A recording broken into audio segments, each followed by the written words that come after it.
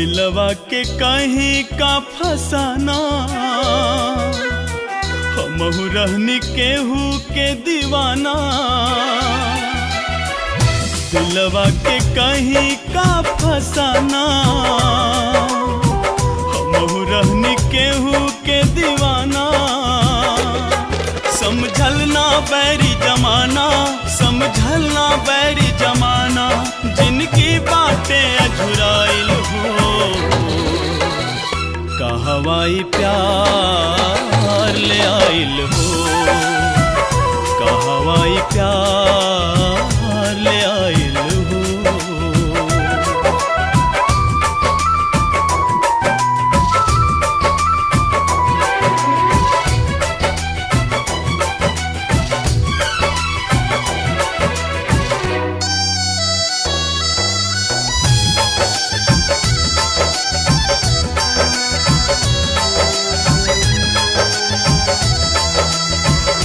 बेदर्द जहां में अकेला छोड़ी, यार के हम जाइब कैसे। जिस्म के तब मिटा दे, बाकी रूह के अलगाइब कैसे। जिंदा रहल कठिन बा नइखे, मुअलो आसान हो। छटपट करे जान हो, जान हो। छटपट करे जान हो।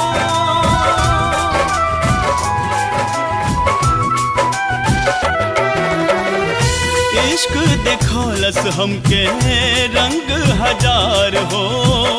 जीत के गईनी हार हो, हार हो। जीत के गईनी हार हो। का सजा मोहब्बत में बा, का सजा मोहब्बत में बा, अब जाके हमरा बुझाइल हो। कहवाई प्यार ले आइल हो, कहवाई प्यार ले आइल हो।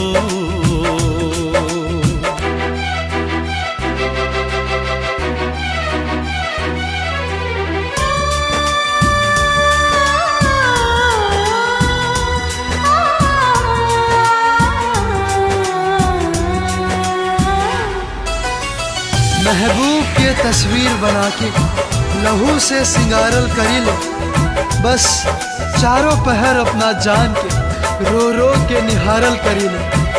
अखियां में पानी पानी, जियरा में आग हो। ना चैन देवे कौनो राग हो, राग हो।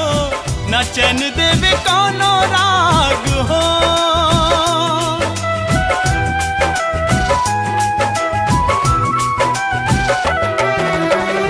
माहुरों से माहुर लागे यार के जुदाई हो। मिलन घड़ी कब आई हो, आई हो। मिलन घड़ी कब आई हो। कहे रूसल हमसे नसीबा, कहे रूसल हमसे नसीबा, का विधना के मन में समाइल हो। कहवाई प्यार ले आइल हो, कहवाई प्यार ले आइल हो।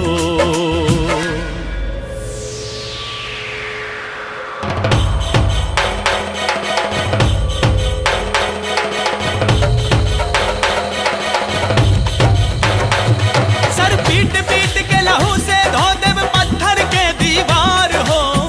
अब न सहाला दिल भर के इंतजार हो।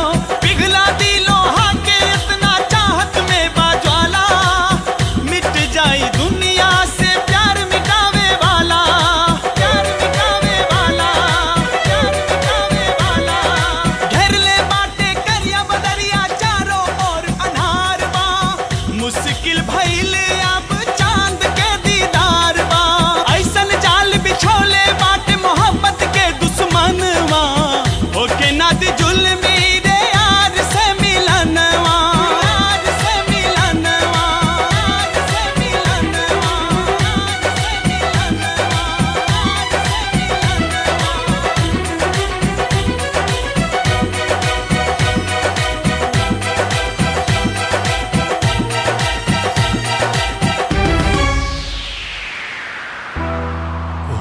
होखे ना दिजुल मेरे यार से मिलन